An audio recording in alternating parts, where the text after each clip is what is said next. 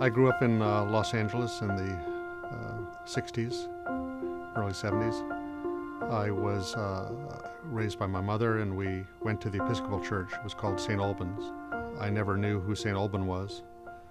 Later discovered quite an interesting story.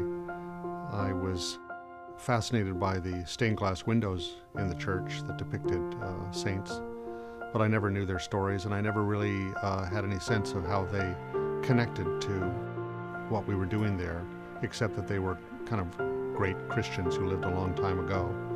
But I was crazy about Jesus and reading the Bible and the Gospels, but I became increasingly frustrated by it. It just didn't seem as if Christians that I knew or went to church with seemed to reflect very much of what we were reading in the Gospel.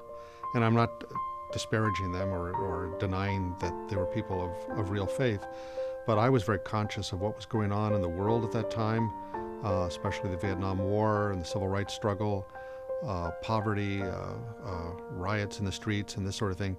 And it seemed as if Christians that I knew, and of course there were Christians who were relating to that, but I didn't know them, the ones that I knew just didn't seem to be making that connection.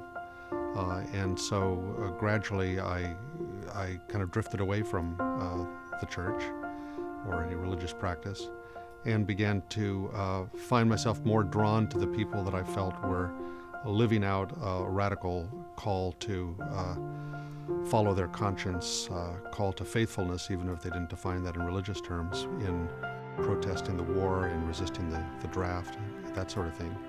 Many of them were inspired by, at least the ones that I was particularly attracted to, the vision, the practice of Mohandas Gandhi in India, and his nonviolent way of life became very compelling to me, and ultimately seemed like the most real expression or living out of what Jesus was about that I was aware of, until I became aware of then Christians who also identified with that path and were trying to live it out.